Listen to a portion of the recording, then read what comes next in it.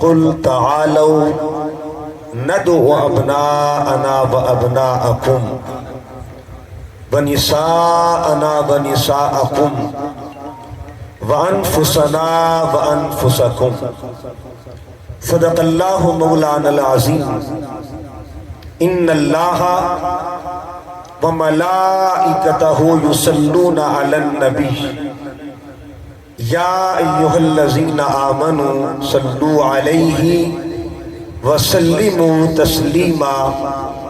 محبت کے ساتھ درود و سلام پیش کریں۔ اللہم صلی علی سیدنا و مولانا محمد و علی آل سیدنا و مولانا محمد وبارک وسلم علیہ۔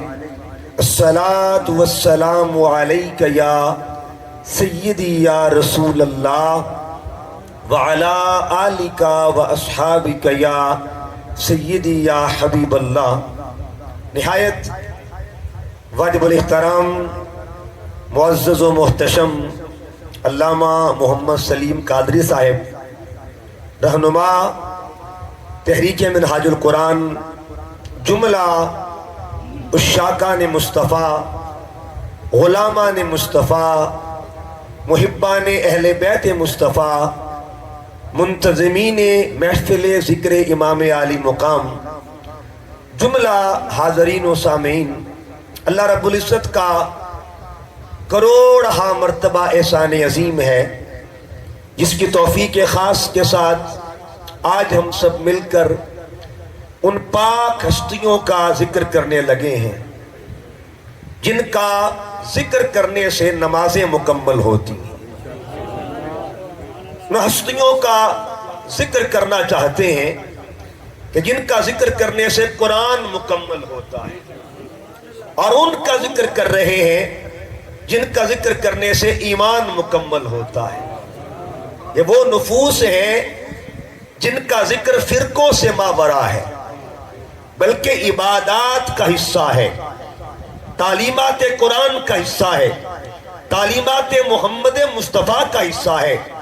لہذا آقا علیہ السلام نے نشانی بتا دی ہے، اگر قیامت تک میری آل کا ذکر کرنا ہے تو قرآن پڑھ کے دیکھ لو۔ قرآن اور آل کو ساتھ رکھنے کا مقصد یہ ہے کہ اگر قرآن چاہیے تو آل سے ملے گا، اگر آل چاہیے تو قرآن سے ملے گا۔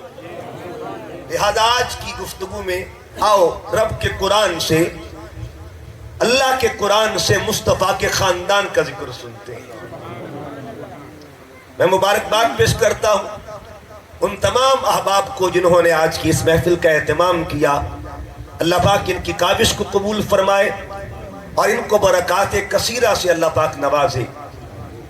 میں نے آپ کے سامنے جو آیہ مقدسہ تلاوت کی ہے، اس کا تعلق سورہ آل عمران کے ساتھ ہے، اور سورہ آل عمران جو ہے یہ اللہ تعالیٰ نے قرآن مجید کی ایک ایسی صورت قرآن پاک میں شامل کی ہے کہ جس کا عنوان ہی خاندان ہے۔ ایک خاندان کے نام پہ صورت بنی، اس خاندان کو آل عمران کہا جاتا ہے۔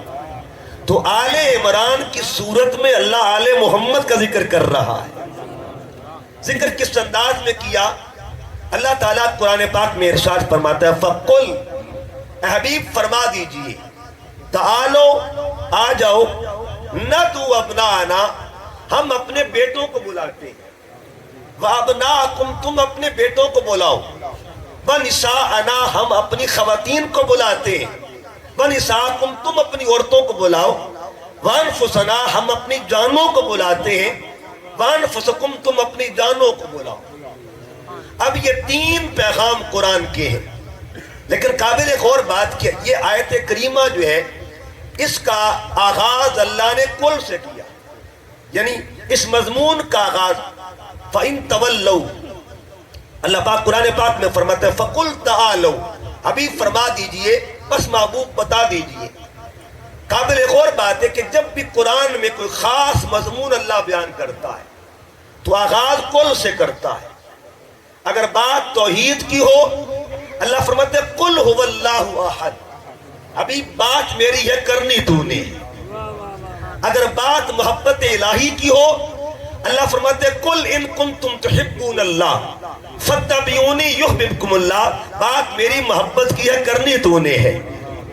اللہ فرماتے ہیں محبوب رحمت کی بات کرتے ہیں، قل یا عبادی الذین اسرفوا علی انفسہم لا تقنطوا من رحمت اللہ، بات میری رحمت کی ہے، کرنی تو نے ہے۔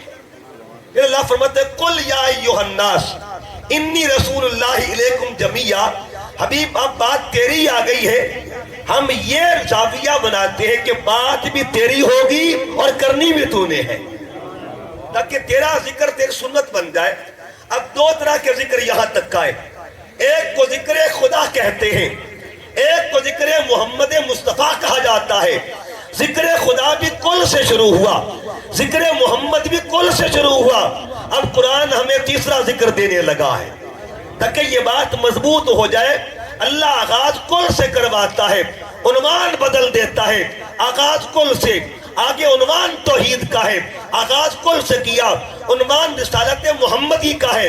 اب اللہ فرماتے ہیں کل، حبیب ایک اور ذکر کرنا چاہتا ہوں، بتا دیجئے لا اسالکم علیہ اجرن الا المودۃ فی القربى، اب 3 آیتیں ہیں، بات خدا کی ہو آغاز کل سے ہوتا ہے، بات محمد مصطفیٰ کی ہو آغاز کل سے ہوتا ہے، بات اہل بیت محمد کی ہو آغاز کل سے ہوتا ہے۔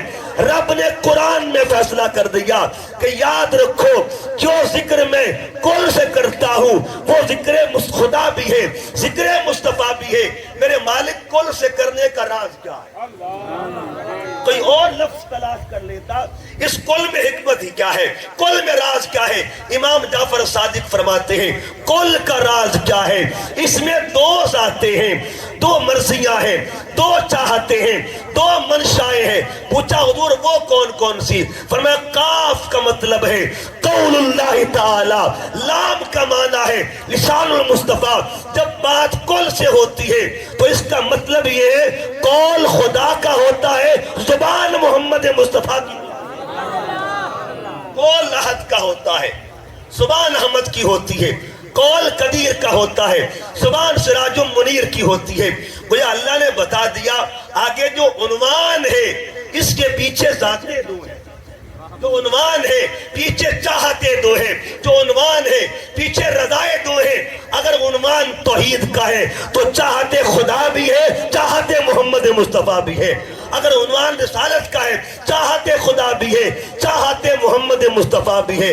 اگر عنوان آل محمد کا ہے تو ایک چاہت نہیں ہے، یہ چاہت خدا کی بھی ہے، چاہت محمد، یہ قرآن ہے۔ قرآن مطلب یہ ہوا اللہ بھی یہی چاہتا ہے اور مصطفیٰ بھی یہی چاہتے ہیں، رب بھی چاہتا ہے کہ جہاں جہاں ذکر خدا ہوتا رہے وہاں وہاں ذکر محمد و آل محمد بھی ہوتا رہے۔ یہ منشاء خدا ہے، یہی وجہ ہے آپ نمازیں پڑھتے ہیں، نماز میں لفظ صلاۃ آپ پڑھتے ہیں، صلاۃ، نماز کو صلاۃ کہتے ہیں عربی کے اندر، ٹھیک ہے جی۔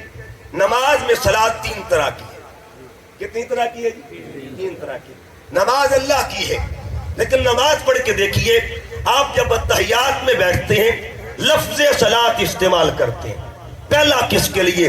التحیات للہ، آگے کیا ہے جی؟ والصلوات، پہلا لفظ یہ صلاۃ کس کے لیے؟ والصلوات، التحیات للہ والصلوات۔ آگے کہا پڑھ اللہم صلی علی محمد، دوسری صلاۃ کس کے لیے؟ فعلی آل محمد، تیسری صلاۃ کس کے لیے؟ لفظ ایک ہے اور آگے زاویے 3 ہیں۔ قرآن کے بعد نماز اعلان کر رہی ہے، صلاۃ خدا کے لیے بھی ہے، صلاۃ محمد مصطفیٰ کے لیے بھی ہے، اور صلاۃ آل محمد کے لیے بھی، آل مصطفیٰ کے لیے بھی۔ اللہ کا قرآن پڑھ کے دیکھو منشا وہی ہے، خدا کی نماز پڑھ کے دیکھو منشا وہی ہے، نماز بھی یہ کہتی ہے۔ پھر دیکھیے گا کبھی درود پاک پہ غور کریں، اللہ حکم دیتا ہے صلو علیہ، حکم سب کو دیا نا، صلو کا معنی درود پڑھو، یہی نا کہ درود پڑھو۔ لیکن جب ہم نماز پڑھتے ہیں تو ہم درود کیسے پڑھتے ہیں؟ درود کیسے پڑھتے ہیں؟ اللہم صلی، اس کا ترجمہ سنیں گے، اے اللہ تو درود بھیج۔ اللہ اللہ ہمیں حکم دیتے سلو تم پڑھو اور ہم عرض کرتے مولا تو پڑھ. نماز میں ہم کیا کہتے ہیں؟ اللہم صلی، ربا سوڑیا تو ہی بھیج. حالانکہ پیچھے بھی ہم نماز پڑھ کے آئے تھے، ہم نے کیا پڑھا؟ ایاکا نعبد، ہم بندگی کرتے ہیں. جب بندگی پہ ہم آ سکتے ہیں تو درود پہ ہم کیوں نہیں آ سکتے؟ سوال بنتا تو ہے نا. ہم بندگی کرتے ہیں تو یہاں بھی یہ کہتے تھے اللہم نصلی، اے اللہ ہم درود بھیجتے ہیں علی محمد بالا آل محمد. اچھا پھر آگے بڑھتے ہیں. آپ تحیات میں کیا کہتے ہیں؟ اشہد ان لا الہ، میں گواہی دیتا ہوں. پیچھے خود کو ہم بھی کہہ دیا، میں بھی کہہ دیا، لیکن جب بات آل محمد کی آئی کہ آپ خود کو درمیان سے نکال دے، اپنی ہستی کو نکال دے. معاملہ آل محمد کا ہے.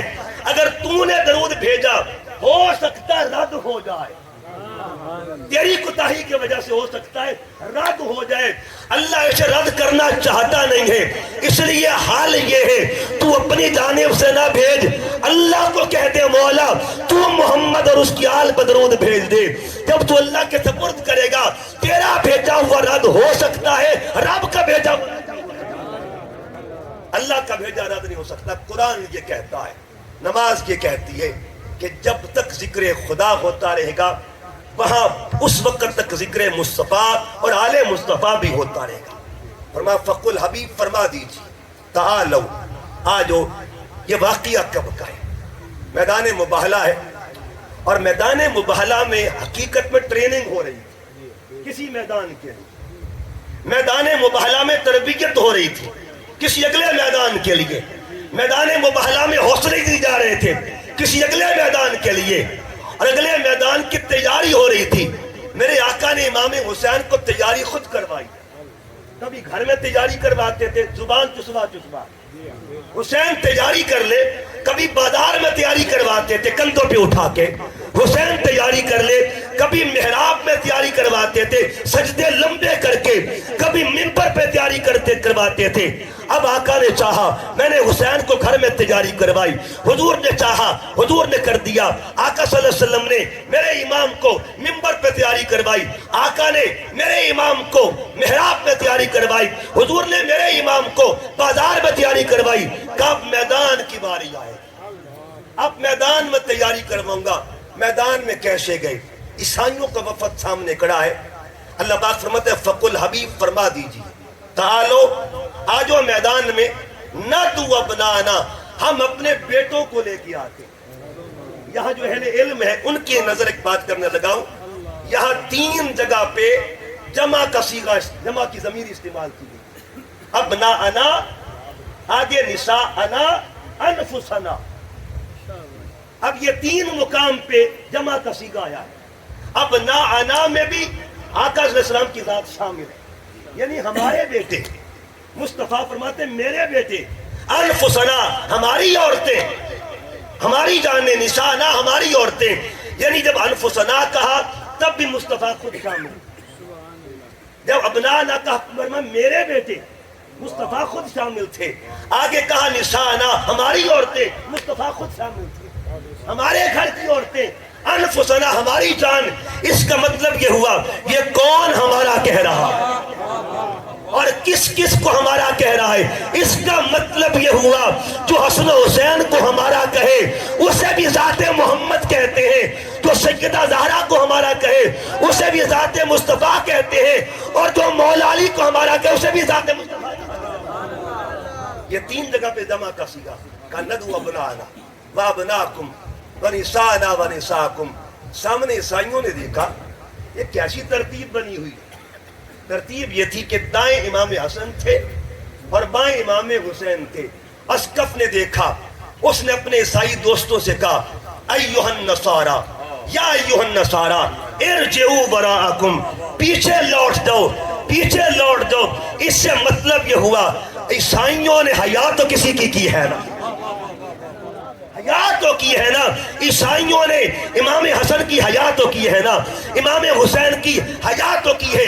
اب کوئی پوچھے اس حیا کا صدقہ کیا ملا ہو؟ سوال یہ ان کو صدقہ کیا ملا؟ اس نے خود اپنی زبان سے کہا اگر ان بچوں کی زبان سے آمین نکل گیا قیامت تک کوئی عیسائی باقی نہیں رہے گا۔ اس کا مطلب یہ ہوا آج بھی اگر اس دنیا میں عیسائیوں کا وجود ہے، حیاء حسنین کا صدقہ موجود ہے۔ کیسی نوازش ہے، کیسی عنایت ہے، ان کے دروازے پر غیر بھی آئے تو نوازا کرتے ہیں، دشمن بھی آ جائے تو نوازتے ہیں۔ اس کا مطلب یہ ہوا یہ اس نانا کے نوازے ہیں، اس نانا کے نوازے ہیں تو دشمن کو نوازا کرتا ہے۔ حیا کیا ہے؟ آج میرا موضوع ہی حیا ہے۔ جو بطول زہرا اور اس کے بچوں کا حیا کرتا ہے، اس کا مقام کیا ہوگا؟ اب یہاں سنیے گا، پہلے یہ دیکھیں یہ حیا کا جو حالہ تھا اس کا زاویہ کیا بنا۔ جب ترتیب بنائی گئی، یہ ترتیب عصمت بھی ہے، ترتیب نور بھی ہے اور ترتیب حیا بھی ہے۔ آقا صلی اللہ علیہ وسلم نے ترتیب بنائی، آگے خود کھڑے ہو گئے اور پیچھے فرمایا پیارے علی سب سے پیچھے تو نے کھڑے ہونا ہے۔ آگے نبوت کھڑی ہوئی ہے، یہ کسی کا حیا ہو رہا ہے، پردے میں کوئی حیا کھڑی ہوئی ہے۔ آگے نبوت موجود ہے، پیچھے ولایت موجود ہے، دائیں سیادت موجود ہے، بائیں شہادت موجود ہے۔ کتنا کمال کا پردہ ہے، کتنی کمال کی حیا ہے۔ کوئی آپ سے پوچھے نا بطول زہرا کی حیا کا کوئی ایک جملہ تو بول کے سنا دینا، ان کے حیا کی ایک تعریف تو کر کے بتا دے، کہہ دینا جس کی آگے نبوت کھڑی ہو، پیچھے ولایت کھڑی ہو، دائیں سیادت کھڑی ہو، بائیں شہادت کھڑی ہو، اس پیکر کے اندر، اس حالہ نور کے اندر، اس حالہ حیا کے اندر جو ملکہ حیا موجود ہے اسے بطول زہرا کہا جاتا ہے۔ جو اس حالہ حیا تھا۔ اب دیکھیے ایک سیکیورٹی ہوتی ہے لیفٹ رائٹ، ٹھیک ہے نا، دائیں بائیں کی سیکیورٹی ہوتی ہے، ایک اراؤنڈ سیکیورٹی ہوتی ہے، ارد گرد کی سیکیورٹی، لیکن یہاں اوپر کی بھی ایک سیکیورٹی ہے، ایک نچلی سیکیورٹی ہے۔ حیا کا اتنا کمال تھا، آقا علیہ السلام نے دائیں بائیں تو یہ تحفظ کر دیا کہ آگے نبوت کھڑی ہے، پیچھے ولایت ہے، ادھر سیادت ہے، ادھر شہادت ہے۔ کہ بیٹی یہ ہے کل کا پردہ، تیرا تو جز بھی پردے والا ہے، تیرا تو جز بھی پردے والا ہے۔ اے بیٹی تو نے کرنا کیا ہے، جہاں قدم میرا ہوگا وہاں قدم تیرا ہوگا، اور جہاں قدم تیرا ہوگا وہاں قدم علی کا ہوگا۔ ایک پردہ تھا اس زاویے سے، ایک پردہ تھا فوقی اور تحتی۔ فوقی پردہ کیا تھا، تحتی پردہ کیا تھا کہ اگر تحت میں زمین دیکھے گی تو قدم علی کا ہوگا، اگر آسمان دیکھے گا قدم محمد مصطفیٰ کا۔ یہ پردہ ہے، یہ حیا ہے۔ اس کا مطلب یہ ہوا جس کی حیا کی خود انتظام اور منتظم ذات مصطفیٰ ہو اس حیا والی کو بطول کہا جاتا ہے۔ اچھا ایک انتظام حضور نے کیا حیا کا، ملکہ حیا کا، ایک انتظام اللہ نے بھی کیا، اور اللہ نے بھی حیا کا انتظام 3 زاویوں میں کیا۔ وہ کیا زاویہ؟ قرآن پاک پڑھیے، اللہ فرماتے کل نفس ذائقۃ الموت، ہر نفس نے موت کا ذائقہ چکھا، اور ساتھ یہ فرما دیا کل یتوفاکم ملک الموت الذی وکل بکم، اللہ تعالیٰ نے مقرر کر دیا ایک فرشتہ، ڈیوٹی لگا دی، امر دیتا ہے تو نے فلاں کی روح قبض کرنی ہے، امر دیتا ہے فلاں کی روح قبض کرنی ہے، حکم دیتا ہے فلاں کی روح قبض کرنی ہے۔ وہ حکم دیتا ہے، اس نے حکم دیے، اسرائیل آتا رہا، وہ حکم دیتا رہا، اسرائیل آتا رہا، وہ امر دیتا رہا، اسرائیل آتا رہا۔ لیکن امام اسماعیل حقی رحمت اللہ علیہ ایک اوتھینٹک مفسر قرآن، آپ قرآن پاک کی آیت اللہ یتوفی الانفس حین موتها اس کے تحت تفسیر قرآن لکھتے ہیں، آپ فرماتے ہیں جب باری آتی ہے بطول زہرا کی، جب باری آتی ہے مادر حسنین کریمین کی، اللہ نے حکم دیا اسرائیل آج تو نہیں جائے گا، آج تو نہیں جائے گا۔ مالک راز کیا ہے؟ فرما فقبض اللہ روح فاطمۃ الزہرا، جس کی روح اللہ خود اپنے دست قدرت سے قبض کرے گا اسے بطول زہرا کہا جائے گا۔ یہ انتظام قدرت ہے، یہ اہتمام قدرت ہے۔ بطول زہرا کی حیاؤں کا محافظ خدا بھی ہے اور ذات محمد مصطفیٰ بھی ہے۔ اچھا یہ بھی ایک اہتمام محشر کے میدان میں، ایک اہتمام وہاں بھی ہوگا، اور وہ اہتمام کیا ہے؟ اللہ پاک قیامت کے دن اہتمام کرے گا. ایک آواز آئے گی، آواز کیا آئے گی؟ یا اہل محشر، یا اہل الجم بھی حدیث میں لفظ ہے، یا اہل محشر، اے محشر والوں، خُذُّوا ابصارکم، اپنی نظریں جھکا لو، وَنَكِّسُوا رُؤُوسَکم، اپنے سر نیچے کر لو، حَتَّى تَمُرَّ فاطمہ بنت محمد، اے محشر والوں محمد کی بیٹی گزرنے والی ہے. اس کا مطلب یہ ہوا یہ حیا ہے، اور جو حیا کرتا ہے ان کا اللہ ان کو صلہ کیا عطا کرتا ہے. اب یہ ایک پہلو تھا، اگلا پہلو ہے جو حیا کرتا ہے اللہ ان کا مقام کیا بیان کرتا ہے. آؤ میدان مباہلہ سے میدان کربلا کی طرف چلتے ہیں. ادھر بھی حیا کی گئی، اور ادھر جس نے حیا کی اس کا مقام کیا ہوا؟ ایک نام آتا ہے تاریخ میں، اس نام کو حر کہا جاتا ہے. حیا زہرا کا مقام کیا ہوتا ہے؟ حیا زہرا کا صلہ کیا ہوتا ہے؟ حر کون تھا؟ حر کا بیک گراؤنڈ کیا تھا؟ حر کا پس منظر کیا تھا؟ حر کا سٹیٹس کیا تھا؟ حر کا معیار کیا تھا؟ کون حر تھا؟ یہ وہی حر تھا نا جو بات کرتے کرتے کرتے کرتے یہاں تک لایا، اور جو یہاں تک لایا ایک مقام ایسا بھی آیا، حر کے پیچھے 3 وجوہات تھی، جس نے حر کو پشتیوں سے اٹھا کے بلندیاں عطا فرمائی. حر کے پیچھے 3 وجوہات تھی جس نے حر کو زوال سے نکال کر عروج عطا کر دیا. وہ کون سے زاویے تھے؟ جب حر ساتھ ساتھ چل رہا ہے، بات بھی کر رہا ہے، یزید لعین کا جو پیغام تھا، وہ جیسا بھی پیغام تھا وہ بار بار دیتا. ایک مقام پہ اس نے آ کے زور سے میرے امام کی سواری کو جھنجھوڑا. جب جھنجھوڑا نا تو امام عالی مقام کی زبان سے ایک لفظ نکلا، لفظ کا نکلا وَيْحَكْ أُمُّكَ، حر تجھ پر تیری ماں روئے. 3 بار میرے امام نے کہا تجھ پر تیری ماں روئے، تجھ پر تیری ماں روئے. 1 بار کہا، 2 بار کہا، 3 بار کہا. حر نے نظریں جھکائی، حر نے نگاہ نیچی کر لی. کہا امام علی مقام کو اے حسین، میں سردار، میرا ایک معیار ہے، میں نے کبھی ماں کی بات سنی نہیں ہے، لیکن میں بدلے میں تمہیں کچھ کہوں گا، بدلے میں جواب نہیں دوں گا. سر جھکا لیا، اور سر جھکا کے کیا کہا؟ اے حسین، اس کی وجہ یہ ہے میری ماں اور ہے، تیری ماں کو بطول زہرا کہا جاتا ہے، تیری اماں کی حیا کی وجہ سے میں کچھ بولوں گا نہیں. یہ جملہ نکل رہا تھا، میرا وجدان کہتا ہے فرشتہ قلم چلا رہا کہ اور تو نے بطول زہرا کا حیا کیا ہے، اللہ نے تجھے بدبختوں سے نکال کر خوشبختوں میں ڈال دیا ہے. ایک وجہ تو یہ تھی، اور دوسری وجہ کیا؟ کس کی حیا ہے؟ بطول کی حیا ہو یا بطول زہرا کے بچوں کی حیا ہے. صلہ اللہ عطا کرتا ہے. چلتے چلتے میرے امام نے کہا اور چلو باتیں ہوتی رہیں گی، یہ بتا نماز کا وقت آ گیا، نماز ادھر پڑھے گا یا ادھر پڑھے گا؟ کون سی نماز پڑھنی ہے؟ نماز میں 2 طرح کی ہوتی ہے، ایک نماز یزید والی، ایک نماز حسین والی. قرآن پڑھ کے دیکھیے آپ کو دونوں نمازیں مل جائیں. یزید والی نماز کون سی ہوتی ہے، حسین والی کون سی؟ قرآن پڑھیے گا، چونکہ میرے آقا فرماتے قیامت تک میں تمہارے لیے قرآن اور آل محمد کو چھوڑ کے جا رہا ہوں. جہاں جب تک قرآن ہے آل محمد ساتھ ساتھ ہے، قرآن بھی ساتھ، آل مصطفیٰ بھی ساتھ. یہ قرآن پڑھیے گا. جب اللہ نماز کا ذکر کرتا ہے فرماتا فویل للمصلین، بربادی ہے نمازیوں کے. کوئی تو نمازی تھے جن کی نمازیں برباد ہوئی تھی.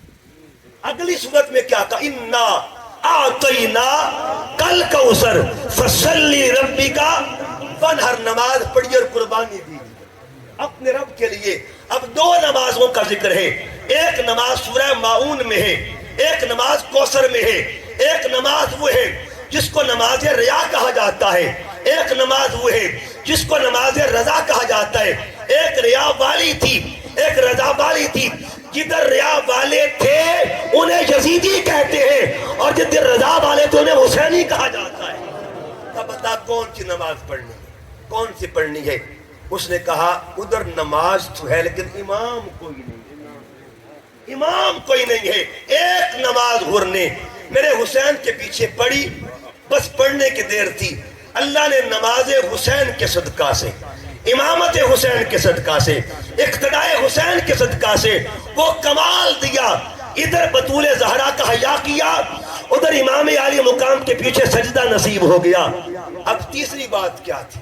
8 محرم کا دن تھا اور بیٹھا ہوا ہے تلوار لے کے ہاتھ میں، رستے پہ سر رکھا ہوا ہے، کسی سوچ میں گم تھا، عقل اور عشق کے مابین بیٹھا ہوا ہے۔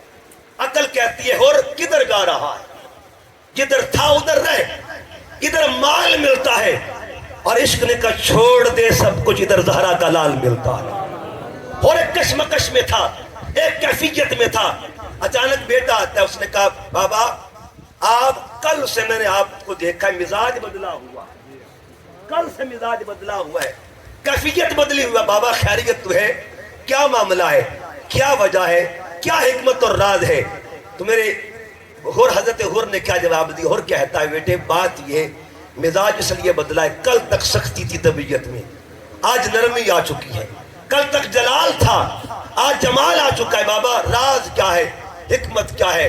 کہ رات کا پچھلا پہر تھا، میں خیام حسین کے قریب سے گزر رہا تھا، اچانک میرے کان میں کسی معصوم کی آواز سنائی دیتی ہے، کوئی بچہ ہے جو رو رہا ہے، کوئی بچہ ہے جو رو رہا ہے۔ میں نے محسوس کیا، اگر یہ محسوس کیا جائے تو مجھے حسین کا بچہ لگتا ہے، حسین کے گلشن کا پھول لگتا ہے۔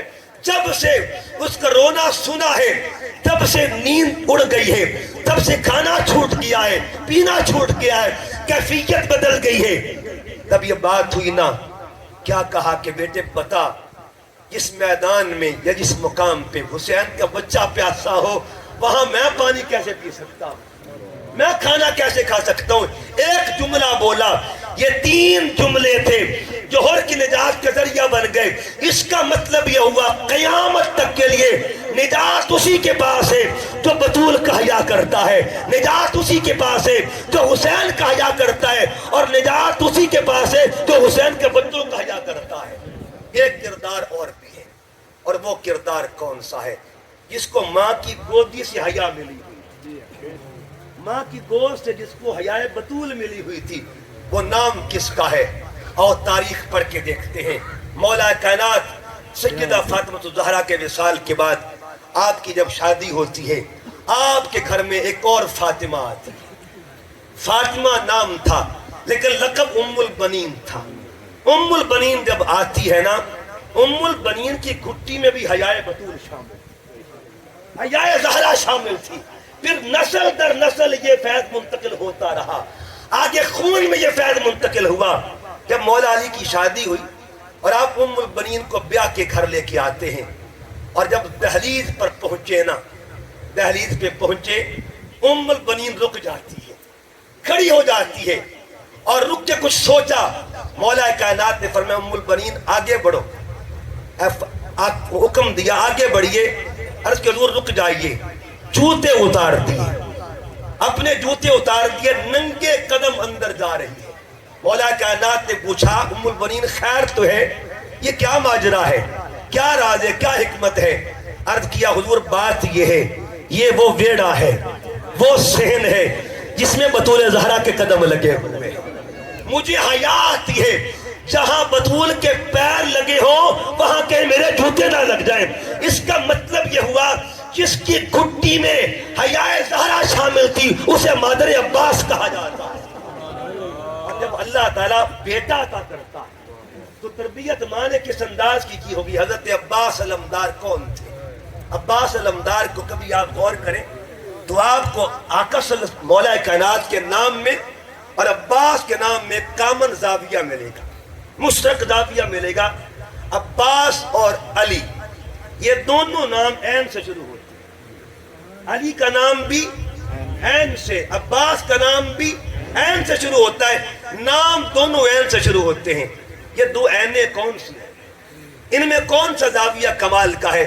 کہ ایک عین علی والی، ایک عین عباس والی، یہ عین نبی علم برداری کا اظہار کر رہی ہے، اور وہ عین نبی علم برداری کا اظہار کر رہی ہے۔ ایک علم بردار کس کا ہے، دوسرا علم بردار کس کا ہے؟ ایک خیبر کا علم بردار ہے، ایک کربل کا علم بردار ہے، ایک وہ علمبردار ہے جس کے ہاتھ میں محمد عربی کا جھنڈا تھا، ایک وہ علمبردار ہے جس کے ہاتھ میں حسین کا جھنڈا تھا۔ جو مصطفیٰ کا علمبردار ہو اسے علی کہتے ہیں، اور جو حسین کا علمبردار ہو اسے عباس کہا جاتا ہے۔ عباس اور علی کا ایک اور زاویہ، علی کا ایک لقب ہے اسد، اسد شیر کو کہتے ہیں، اور عباس بھی شیر کو کہا جاتا ہے۔ شیر کے بارے میں عربی جو ڈکشنری ہے 200 شیر کا نام ہے عربی ڈکشنری کے اندر، 200 نام، کہیں زیغم، کہیں غضنفر، کہیں عباس، کہیں حمزہ، مختلف نام ہیں۔ ایک نام اسد بھی ہے، اسد کا معنی بھی شیر ہے، عباس کا معنی بھی شیر، لیکن فرق کیا ہے؟ عباس اور اسد میں فرق کیا ہے؟ اسد اس شیر کو کہتے ہیں جو بیٹھ کر بھی حکومت کرتا ہے، اگر کچھار میں ہونا تمام جنگل پہ اس کا غلبہ ہوتا ہے، اس کی حکومت ہوا کرتی ہے، اگر کچھار میں بھی ہو حکومت کرتا ہے، بیٹھا بھی ہو تو حاکم لگتا ہے، بیٹھا بھی ہو تو حاکم لگتا ہے۔ اب عباس کس کو کہتے ہیں؟ عباس سے پیچھے ایک اور نام ہے حمزہ، حمزہ بھی شیر کو کہتے ہیں۔ حمزہ اور عباس قریب قریب نام ہے۔ حمزہ اس شیر کو کہتے ہیں جو شکار پہ حملہ کرتا ہے اور شکار کو دو نیم کر دیتا ہے، اور آگے عباس اس شیر کو کہتے ہیں جو شکار کا بالکل خاتمہ کر دیتا ہے۔ اس کا مطلب یہ ہوا جو شکار کو ختم کر کے رکھ دے اسے عباس کہا جاتا ہے۔ عباس کا نام، حضرت علی اور عباس دونوں نام ایک کامن چیز، یہ شیر مصطفیٰ کے اور وہ شیر حسین کا۔ اب دونوں تربیت کیا ملی؟ ام البنین نے یہ تربیت اپنے بچوں کو دی، اور تربیت کیا دی کہ اپنے بچوں کی گھٹی میں یہ کہہ دیا زندگی بھر بطول کے بچوں کا حیا کرنا ہے، نسل بطول کا حیا کرنا ہے۔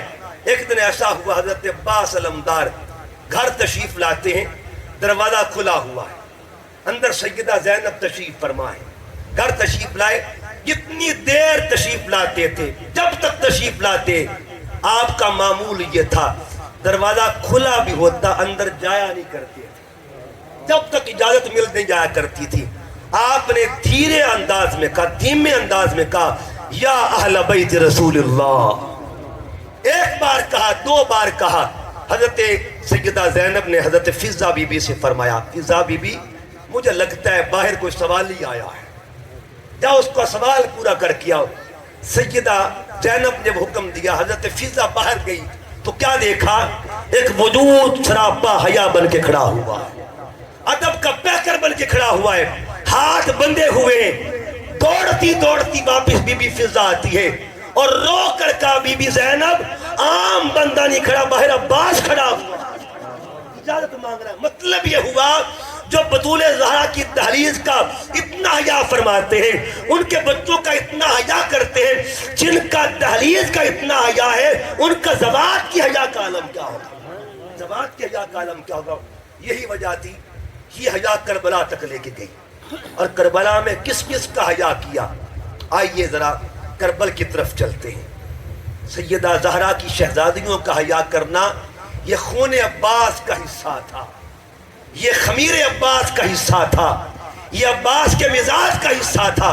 وہ وقت آیا جب حضرت سیدہ سکینہ نے فرمایا کہ چچا عباس پانی چاہیے۔ اب حیا کا عالم دیکھیے گا، حیا کا عالم دیکھیے گا۔ حضرت عباس علمدار نے فرمایا کہ بیٹی سکینہ جانے کو میں حاضر ہوں لیکن آپ کے بابا اجازت نہیں دیں گے، چلیں ایسا کرتے ہیں آپ کو ساتھ لے کے چلتا ہوں۔ آپ آگے آگے اور حکمت کے تحت پیچھے رکھا، جب قریب پہنچے عرض کہ حضور اجازت چاہیے، تو میرے امام نے کہا عباس تو میرا آسرا ہے، تو میرا سہارا ہے، تو میرا بازو ہے۔ قرآن کہتا سنشد عضدک بأخیک، اللہ بھائیوں کا دست و بازو بنایا کرتا ہے، طاقت بناتا ہے۔ عباس تو میری طاقت ہے۔ حضرت عباس علمدار نے عرض کیا حضور بات یہ ہے کہ میں خود نہیں آیا، کسی کی سفارش ساتھ لے کے آیا۔ پیچھے جب دیکھا اپنی بیٹی کو تو امام عالیہ مقام خاموش ہو گئے۔ آپ نے فرمایا ٹھیک ہے عباس، پھر اللہ کی مرضی ہے۔ تیاری کروائی حضرت عباس علمدار کی۔ عباس علمدار جب جاتے ہیں، ادھر سیدہ سکینہ اپنے خیمے میں جاتی ہے، ان کی سہیلیاں ان کو کہتی ہیں سکینہ بی بی وعدہ کر ہمارے ساتھ، سنا ہے تیرا چچا پانی لینے گیا ہوا، ہم نے سنا ہے تیرا چچا پانی لینے گیا ہے. سکینہ اگر پانی آ گیا تو کیا ہمارے بھائیوں کو پانی مل جائے گا؟ اگر تیرا ویر پیاسا ہے نا تو ہمارے ویر بھی پیاسے ہیں. کمال کا جواب تھا. حضرت سکینہ نے جواب دیا دعا کرو جانے والا خیر سے واپس آ جائے, جو جا رہا ہے وہ سلامتی سے واپس آ جائے.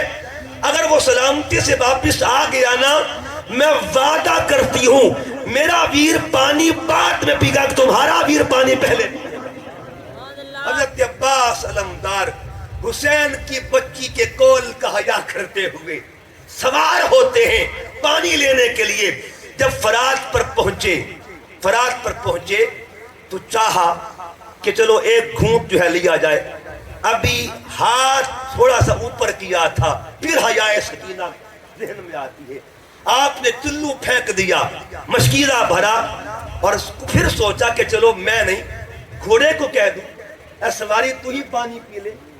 جب گھوڑے کو پانی کے قریب کیا تو گھوڑا بھی آل محمد کا حیادار تھا, وہ بھی حیا کرتا تھا, اس نے بھی منہ پیچھے کی طرف کر لیا. حضرت عباس علمدار جب پانی کا مشکیزہ بھرتے ہیں لے کے مڑنے لگے تھے, جنگ کرنے نہیں گیا تھا عباس تو سکینہ کی حیا میں گیا ہوا تھا, وعدہ نبھانے گئے ہوئے تھے. آپ لے کے واپس آنے لگے تو ایک آواز آتی ہے اگر عباس لوٹ کے چلا گیا تو کربلا کی جنگ قیامت تک جاری رہے گی. اگر جنگ ختم کرنی ہے تو عباس کو یہاں پہ مکمل ختم کرنا ہوگا, عباس کو معاذ اللہ مٹانا ہوگا. ان کا تہیہ, ان کا ارادہ یہ تھا. ہر طرف سے بوچھاڑ ہو گئی. جب بوچھاڑ ہوئی تیروں کی یلغار تھی اور تلواریں تھی. ایک آ کے تیر جو تھا مشکیزے میں لگتا ہے, جب مشکیزے میں لگا پہلے بازو قلم ہوا پھر دوسرا بازو قلم ہوا, مشکیزہ بھی چھلنی ہو گیا. حتیٰ کہ ایک ایسا وار تھا جو آپ کے پشت کی جانب سے کیا گیا. آپ نیچے آ گئے. جب نیچے آئے آواز دی یا مولا, یا اے میرے آقا حسین آ جائیے. امام حسین دوڑ کے جاتے ہیں. کیا دیکھا؟ عباس علمدار زمین پہ تشریف فرما ہے. آپ نے اپنے گود میں ان کا سر لیا اور آخری وقت میں کچھ باتیں ہو رہی ہیں, کچھ بول ہو رہے ہیں. کہ عباس زندگی بھر تیرے ساتھ ایک عمر گزری ہے. جب امام حسین کی عمر 20 سال تھی تب عباس علمدار کی ولادت ہوئی تھی.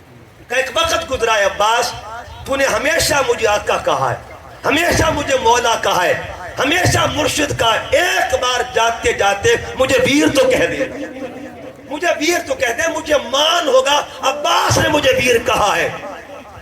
آخری دم تھے, آخری گھڑیاں تھی, زبان پہ آخری لمحے بھی جن کے حیائے بطول کا اظہار ہو انہیں عباس کہا جاتا ہے. عرض کیا حضور کیسے کہہ دوں, میری ماں فاطمہ ضرور ہے لیکن بطول زہرا نہیں. میری ماں کو ام البنین کہتے. میری ماں آپ کی ماں کی باندی ہے, آپ کی ماں کی خادمہ ہے, آپ کی ماں کی نوکرانی. حضور کیسے کہہ سکتا ہوں. آخری وقت تھا اور جب عباس علمدار کی روح پرواز کر جاتی ہے, میرا امام اپنے بھائی کو رخصت کرتے ہوئے دھیرے دھیرے واپس آتا ہے نا, تو خیام حسین سے سیدہ سکینہ دور سے دیکھ رہی ہے. سہیلیوں نے کہا سکینہ بی بی لگتا ہے تیرا چچا واپس آ رہا, پانی لے کے واپس آ رہا ہے. جب یہ بات ہوئی تو سیدہ سکینہ نے کیا جواب دیا؟ کہا نہیں, جانے والے کا انداز اور تھا, آنے والے کا انداز اور ہے. جو واپس آ رہا ہے نا اس کا انداز بدلا ہوا ہے, اس کا انداز بدلا. کہا سکینہ تجھے کیسے محسوس ہو گیا کہ انداز بدلا ہوا ہے؟ کہ جانے والا پانی لینے جا رہا تھا, آنے والا ویر سے بچھڑ کے آ رہا. آنے والے کا انداز بتاتے کہ ویر سے بچھڑا ہوا ہے. سیدہ سکینہ کا حیا کیا تھا؟ حضرت عباس علمدار نے پیغام دے دیا آخری دم تک بطول کا حیا بھی ہو, بطول کے بچوں کا بھی حیا. اور آؤ دوستان محترم, سیدہ سکینہ کا حیا کیا ہے؟ ایک پیغام اور دینا چاہتا ہوں. آپ بھی اذانیں پڑھتے ہیں, آپ بھی نمازیں پڑھتے ہیں. ایک اذان کربلا میں پڑھی گئی تھی, ایک نماز کربلا میں پڑھی گئی تھی. نماز پڑھتے آپ بھی ہیں, آپ نے عشاء کی نماز ادا کرنی ہے. آپ نے مغرب کی ادا کر لی. جب مغرب میں گئے تھے تو گھر سے نکلے تھے. باپ اگر نماز پڑھنے جا رہا ہے، بیٹی جانتی ہے میرا بابا واپس لوٹ کے آئے گا.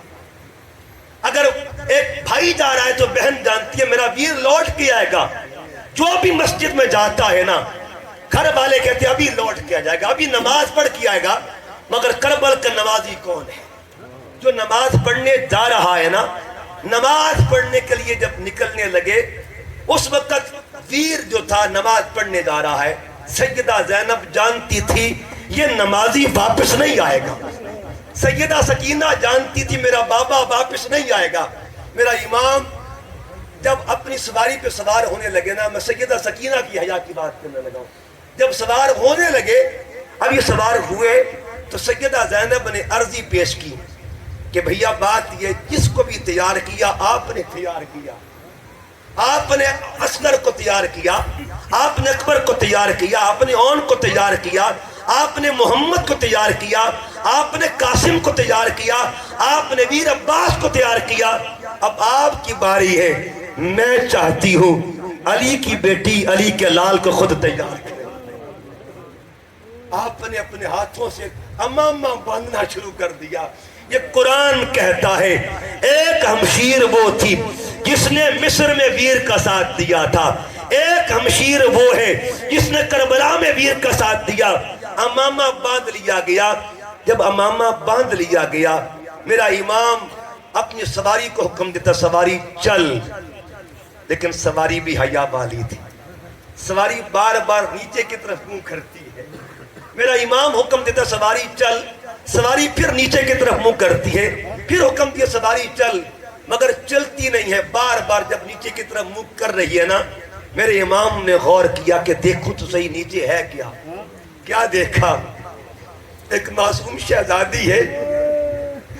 میرے امام کی سواری کو یوں ہاتھ باندھ کے کھڑی ہوئی ہے اور کیا فرما رہی ہے؟ سواری میرے بابا کو مت لے کے، جو بھی ادھر گیا ہے واپس لوٹ کے نہیں آیا. لوگ نمازیں پڑھنے جاتے ہیں، اگر باپ نماز پڑھنے جائے نا، بیٹی کو تسلی ہوتی ہے میرا بابا لوٹ کے آئے. لیکن یہ جو نمازی نماز پڑھنے جا رہا ہے یہ لوٹ کے نہیں آئے گا. میرا امام نیچے آ گیا. سواری بار بار نیچے رخ کیوں کر رہی تھی؟ سواری کہہ رہی ہے امام آپ کا حکم سر آنکھوں پہ نیچے دیکھے، میں نیچے کس کا حیا کر رہی ہوں؟ یہ کون ہے جس کا حیا میں کر رہی ہوں؟ میرے امام نیچے اترے، اپنی شہزادی کو اٹھایا اور اٹھا کے سیدہ زینب کو فرمایا زینب بہن یہ سکینہ میری امانت ہے، اس کا خیال رکھنا ہے. جب رات ہوتی ہے نا، میں روزانہ رات کو سکینہ کو لوریاں دے کے سنایا کرتا ہوں. آج کی شام جب آئے نا، لوریاں تم نے دینی ہے، سکینہ کو سنانا تم نے، حوصلے تم نے دینے ہیں. میرا امام رخصت ہوتا ہے، الوداع ہوتا ہے، میدان میں جاتا ہے. موت سامنے کھڑی ہوئی ہے. موت نے کہا حسین ادھر مت آنا، میرا کام خون بہانا ہے، میرا کام خون بہانا ہے. حسین نے فرمایا میرا کام نانے کا دین بچانا ہے. میرا امام سجدے میں جاتا ہے. ظلم کی تلوار چلتی ہے، کفر کی تلوار چلتی ہے، باطل کی تلوار چلتی ہے، اور میرا حسین اللہ کی حضور حاضری دے دیتا ہے. جب حاضری ہوئی نا، وہ جو وعدہ تھا سکینہ والا، اس وعدے کو رات ہو گئی، شام ہوئی، بدبختوں نے خیموں کو آگ لگائی. یہ تاریخ لکھتی ہے، یہ کوئی کہانی یا داستان نہیں. ایک خیمہ بچ گیا، ادھر بچوں کو لا کے بٹھا دیا گیا.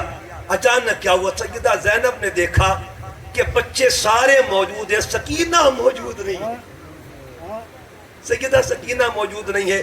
آپ ڈھونڈتے ڈھونڈتے ایک ایسے مقام پہ پہنچی جہاں امام عالی مقام کا لاشا پڑا ہوا تھا.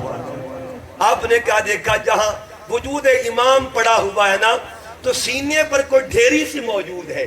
قریب گئی، کیا دیکھا؟ سکینہ بی بی اپنے بابا کے سینے پر رو رہی ہے اور پوچھتی بابا لوریاں دینے کے ہی کب مجھے آئیں گے؟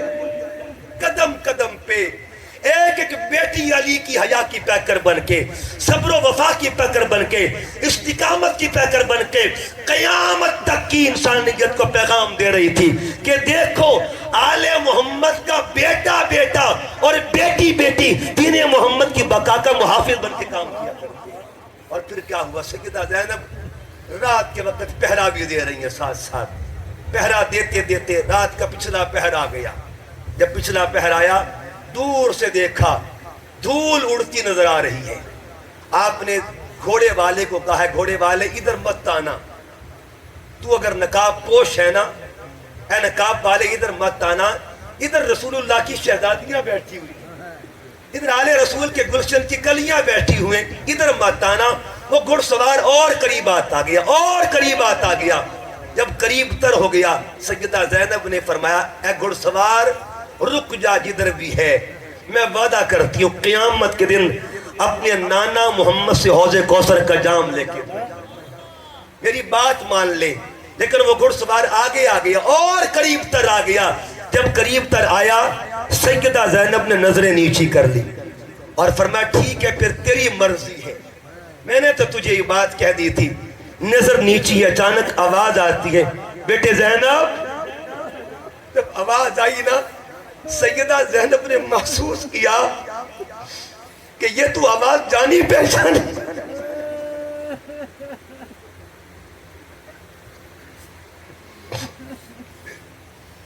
سیدہ زینب جب کوفے کے اندر درس قرآن دیا کرتی تھی نا، درس قرآن دینے کے بعد جب فارغ ہوا کرتی تھی، مولا علی سر پہ ہاتھ رکھ کے کہا کرتے تھے بیٹے آج تجھے سن کے لو لگ رہا تھا، یوں لگ رہا تھا جیسے زبان تیری ہے لہجہ علی کا بول رہا ہے۔ آواز آئی بیٹے زینب۔ سیدہ زینب نے محسوس کیا آواز تو مانوس مانوس سے لگتی ہے، کہ بیٹے زینب سر اٹھا دیکھ کون آیا ہے، دیکھ کون آیا ہے۔ جب سر اٹھایا کیا دیکھا؟ سامنے خود بابا علی کھڑے اور فرما رہے تھے آج دیکھنے آیا ہوں میرا بیٹا علی کا شیر بن کے کیسا کھڑا ہوا ہے۔ یاد رکھیے گا کربل کے میدان میں مصطفیٰ بھی موجود تھے۔ حدیث گواہی دیتی ہے حضور کی ہاتھ میں شیشی تھی جس میں خون آل محمد تھا، اسی میدان میں سیدہ زہرا بھی موجود تھی مثالی وجود کے ساتھ، اسی میدان میں مولا علی بھی موجود تھے مثالی وجود کے ساتھ۔ ہر ہستی جو تھی حوصلے دے رہی تھی، استقامت کے فیصلے کر رہی تھی اور پیغام دے رہے تھے اے حسین اے زینب ڈٹ کے رہنا ہے، پیچھے خدا بھی ہے، مصطفیٰ بھی ہے، مرتضیٰ بھی ہے، سر پہ سائے ہیں استقامت کے۔ آخری بات عرض کر کے بات کو مکمل کرنے لگا ہوں، قدم قدم پہ جس نے بھی حیا کیا اللہ نے اسے مقام دیا۔ اللہ تعالیٰ آپ کو وہاں پہ جانا نصیب کرے، کربل کی دھرتی پہ شام کے بازار میں جانا نصیب کرے، وہ دیدار نصیب کرے۔ شام کا ایک بازار تھا جس زندان میں آل محمد کی شہزادیاں موجود تھیں، اور اس شام کے بازار میں ایک شخص رہتا تھا، اس کا گھر تھا، اس کا نام تھا سالم۔ وہ جو سالم تھا وہ رہتا شام میں تھا، لیکن اس کا دل آل محمد کی محبت میں فنا تھا، دل میں آل محمد کی محبت بسی ہوئی تھی۔ جب یہ معاملہ ہوا قربانیوں کا تو سالم جو تھا